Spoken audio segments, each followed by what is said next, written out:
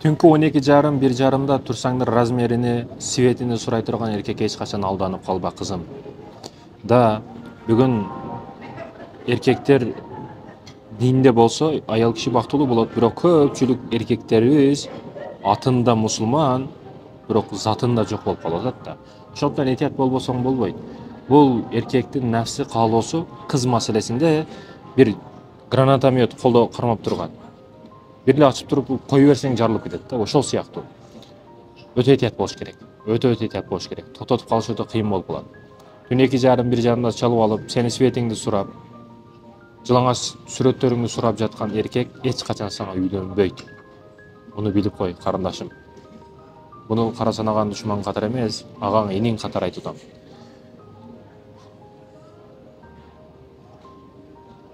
Анан артист болбошубуз керек эркектер.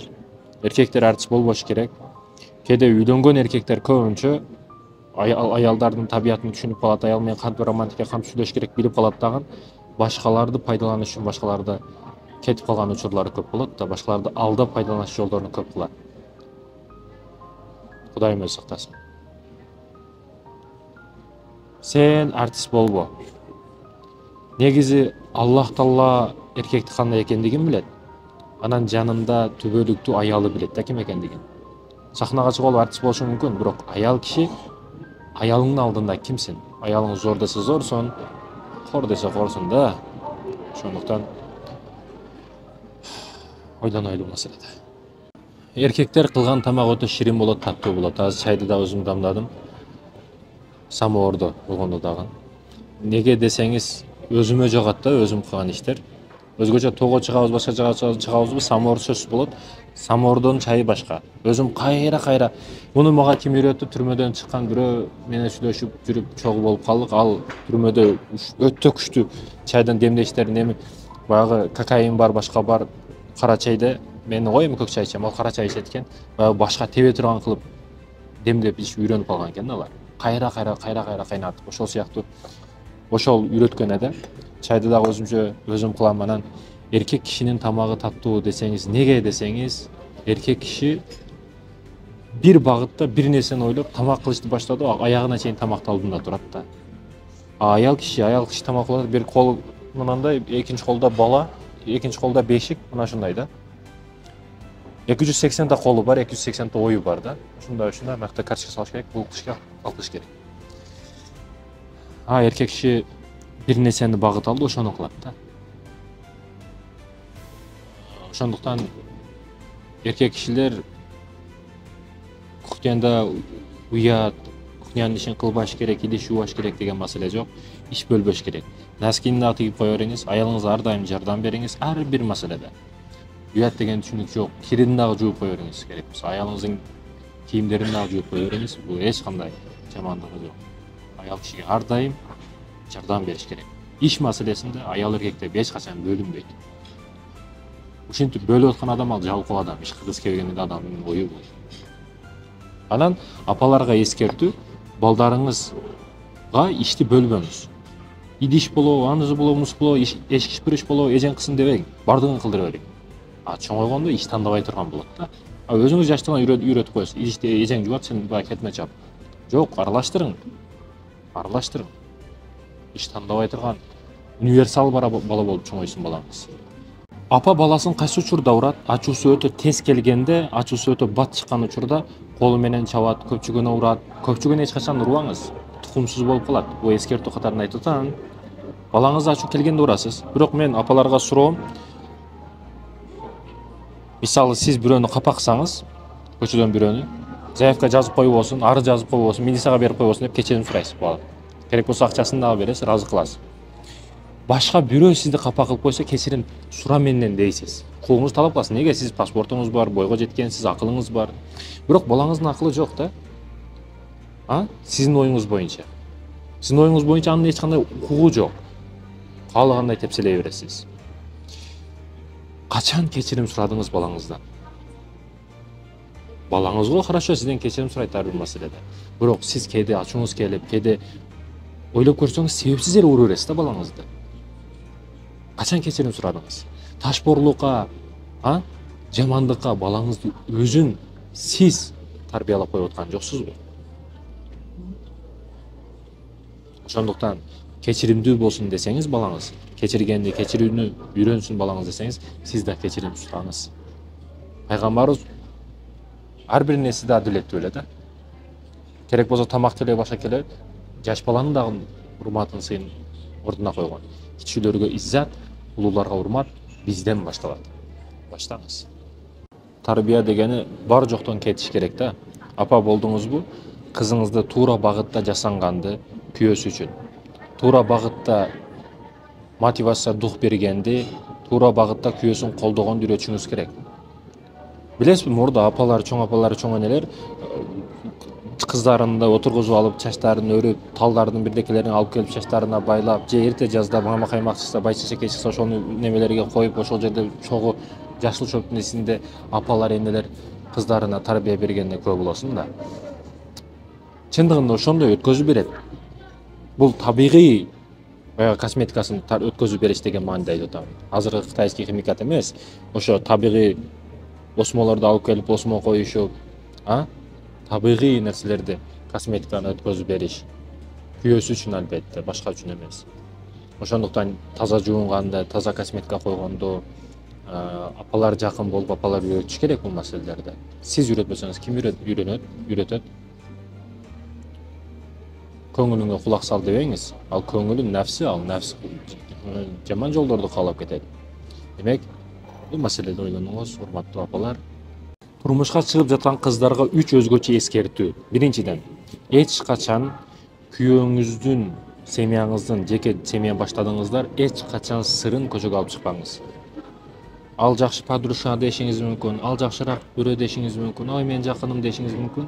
Жакыныңыздын дагы жакыны бар, подружкаңыздын подружкасы бар.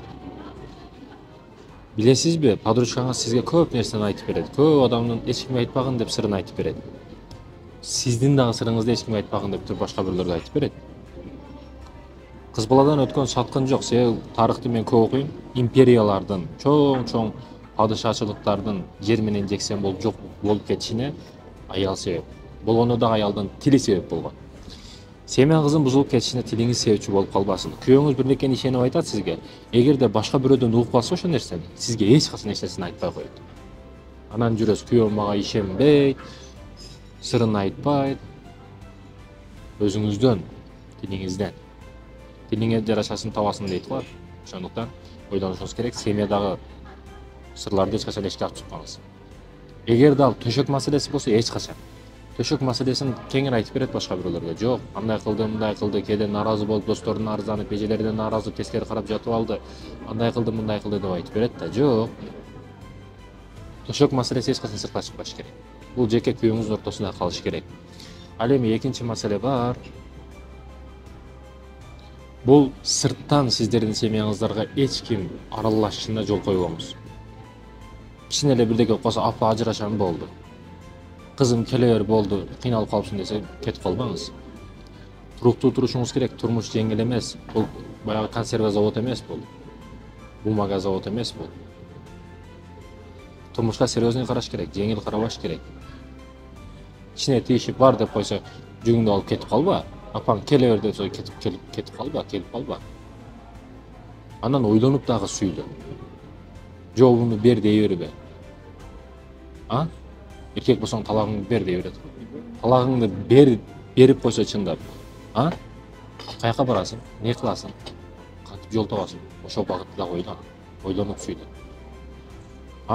Үчүнчүдөн, арам-адал маселеге өтө дыккаттык менен мамиле кыл. Бул коюп жаткан тырнагыңдан баштап, боёп жаткан чачыңдын краскасына чейин.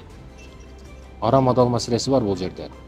Чачты боёш арам, химикат өчпөйт, гусул кабыл болбойт, тырнагын коюш, краскалаш. Суу тийбегендиктен гусул өтпөй калат.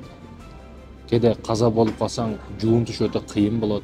Ошондуктан бул маселелерди өтө ойлон.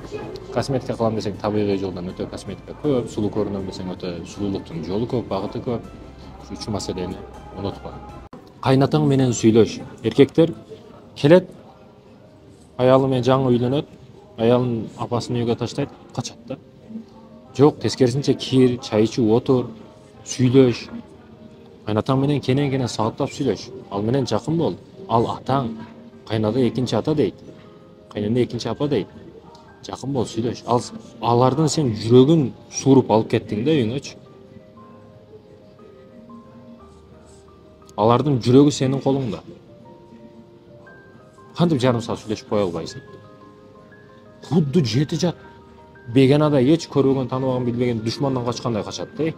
Эркексиң го, неден коркосуң? Ал кайнатаң сени жеп койбойт. Күйөө баланы пайгамбарлар сыйлаптыр деп сыйып өтө жакшы го бизде. Келип отур, чайпайын ич, ашын же шашпай. Өзүң шашлыкты жакшысаң, шашлык кылып, тоогап чыгып, ойнотуп ке кайнене кайнатаңды. Айтор жакын бол. Эң жакын күйөө баласы сен бол. Өзү биринчи күйөө бала болсо жакшы экен да. Жалгыз кызы болсо, мисалы ошого күйөө бала болсоң, анан эң биринчи кыздын күйөө баласы болсоң жакшы экен. Биринчи кызы болсо, биринчи күйөө бала деп өтө урмат сыйлайт экен да. Анан экинчи, үчүнчү, төртүнчү күйөө баласы болсо, күйөө балада дегендей эле. Бирок сен тараптан ар дайым урмат сый болуш керек. Кайнене кайнатаңа жакын бол. Урматта сыйла аларды, мекендешим. Алар да ата-эне. Кыз баланы просто так жакшы көрүш мүмкүн. Аялды себепсиз жакшы көрө бересиң. Ал аялың болгондугу үчүн, ал эжең болгондугу үчүн, ал апаң болгондугу үчүн, территориядагы аялдарды бүт бардыгын эч нерсе кылбагандыгы үчүн жакшы көрөсүң, сүйөсүң. Бирок эркек киши сөзсүз түрдө бир нерсе кылыш керек. Мисалы 100% боло турган болсо, кылган ишиңе жараша, процентине жараша сен урмат сый табасың да. Мурда эркектер көчөгө чыккан, кийик улап келген, бирдекелерди улап келип, бир тапкан, урмат тапкан коомдун ичинде, уруглардын ичинде. Атайын ошого жараша даярдыктарды кылышкан, физикий жактан күчтүү болгон. Бүгүнкү күнгө келип акчага алмашып калды. Акча ким көп табат? Ким берекелүү табат? Ким жакшы иштерди көбүрөөк кылат? Мекендешим, эркектер моюнга ала турган учур келди да. Бүгүн акчага кызыгат кыздар, аял киши акчага кызыгат, андай мындай дейсиз да. Сиз кызыкпайсызбы акчага? Мага акчага кызыкпаган адамды алып келип таап бериңизчи мага. Ким кызыкпайт акчага?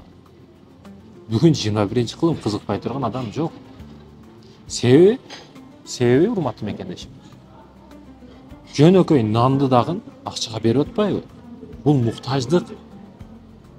Буга кызыгыш көз карашында эмес, жүрөккө киргизбей эмес. Бул муктаждык, чечиш маселеси болуп атпайбы?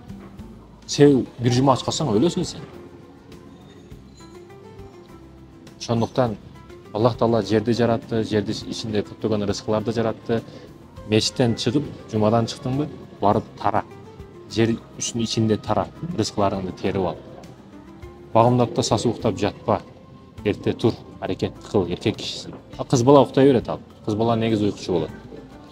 Аялыңыз боюнда болгондо, ишенбесеңиз текшерип көрсөңүз, кыз бала боюнда болсо, аялыңыз уктай берет. Неге? Себеби боюнда кош бойлуу учурунда анын ичинде кыз бар да. Ичиндеги кыз уйкуга тартат.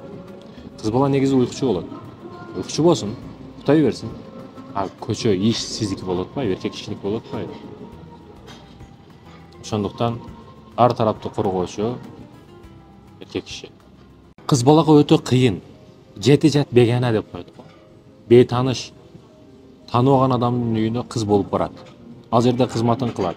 Кайненесинин сөзүн угат, кайнатасынын сөгүшүн угат, күйөөсүнөн уруш угат, айтор бардыгына чыгып, эркек киши 1 жыл армияда кызмат кылабы? Аял киши 10 жыл кызмат кылып коет армияда. Ал кайнене генерал ал жерде. Мен эмне айткым келет бул жерде? Эгерде кыз бала бул жерге келин болуп барса чыдайт, бирок күйөө эркек киши кайненесинике барып жашасачы, чыдабайт. Бир жумада кетип калат. Тамагыны кылып атса, бардыгыны кылып атса, кемиге сөз дагы угуп атса, эркек киши эч качан чыдабайт да. Төрөш болсо эч качан көтөрө албайт эркек киши. Мен эмне айткым келет? Урматтуу эркектер, мен ойлонууга чакырам. Да, бул жерде мисал келтирип койдум просто так. Бирок ойлонууга арзый турган мисал да. Да, ойлонуп көрсөңүз, ар тараптан ойлонуш керек да, өзүңүз эле тараптан ойлоно бербейик. Аялыңыз ордага коюп көрүңүз, сиз бирөөнүн үйүнө бардыңыз, ал жерде кызматын кылып атасыз, кемиге сөз дагы угуп атасыз. Бирөөнүн, мен мисалы бир жерге барсам, Европага ар жерге барсам, кыргыздар чакырат, өзбектер чакырат, биздикине жатып кет, мен барбайм. Тосула турган өтө көп. Барсаң, бир жаш баласы ыйласа да бул жакта өзүң жалат боло бересиң. Кудду ошо жаш баланы барып сен уруп ыйлатып койгондой да. Сарсана боло бересиң. Бирөөнүн үйүнө болгон бир күн, 2 күн барып түнөп кетиш да өтө кыйын маселе. А бирөөнүн кызы келип атат сенин үйүңө. Сага ишенип келип атат, сен эркек коргошуң керек. Ал кайненеңдин жаман сөзүнөн, кайненеңдин жаман сөзүнөн, тууган уруктарыңдан бүт жамандыгынан сен кызды коргошуң керек. Кыз сага ишенип келди өмүрүн арнап. Ар тараптуу адилеттүү болушуң керек да. Эжем да, апам да деп сезимдерге алданып, апам да бул деп кете бербей. Кээде адилетсиздикти апаң кылып аткан болушу мүмкүн. Ал учурда сен адилеттүү бол, апа сиз туура эмес кылып атасыз деп. Адилеттүү, биздин динибиз адилеттүүлүктүн дини. Кээде аялың күнөөлүү, аялыңды ортого коюшуң керек. Ошондой экен, адилеттүү болойлу эркектер. Баласыз деле жашаса болот. Бала болбосо ажырашып кет деген маселенин өзү жок да. Кээ бир аялдар өздөрү түшүнүп айтат. Кээде өзүнөн кемчилик кеткен болсо, үйлөнүңүз экинчиге, балалуу болушуңуз керек деген аялдар болот. Ошол учурда үйлөнүп кетишиңиз керек, керек эмес. Эки маселенин ортосунда каласыз да. Бирок аял менен жашаш дегени бир эле баягы тамак аш продуктасын берип коюш деген эмес. Моралдык жактан дагы, руханий жактан дагы ал менен чогуу болосуз, камсыз кыласыз деген маселе да. Эгерде үйүнү берип койдум, болду, экинчиге үйлөнөм десеңиз, артында чоң бир маселе жатат. Ошондуктан мындай терең ойлонуп карай турган болсок, ушундай үй бүлөлөр бар, махабаты сүйүүсү өтө күчтүү, балдар үйүнөн бала багып алат. Ишенесизби, өздөрү балалуу боло албайт, бирок 30-40 баланы тарбия кылып чоңойтот. Ушундай үй бүлөлөр бар чындыгында. Булар өзүнүн жеке канынан чыкпаган бала болсо дагы эч ким кылбаган эрктүүлүктү кылат. Эч ким кылбаган иштерди кылат. Свадьба кылып, той кылып чачтын ордуга балдар үйгө алып барып берип коет. Тоюн дагы керек болсо балдар үйүндө өткөзөт. Билесизби? Айтайын дегеним эмне? Адашпаш керек адам. Тандоодо адашпаш керек. Баласы бойго жетип каза болуп калгандар канча, баласыз деле жашап жүрөт. Эң күчтүү сүйүү апанын баласына болгон сүйүүсү. Бирок апа дагы чыдайт да, баласы өтүп калса, каза болуп калса. Демек, терең ой жүгүрүшүбүз керек бул маселеде экен иштерим.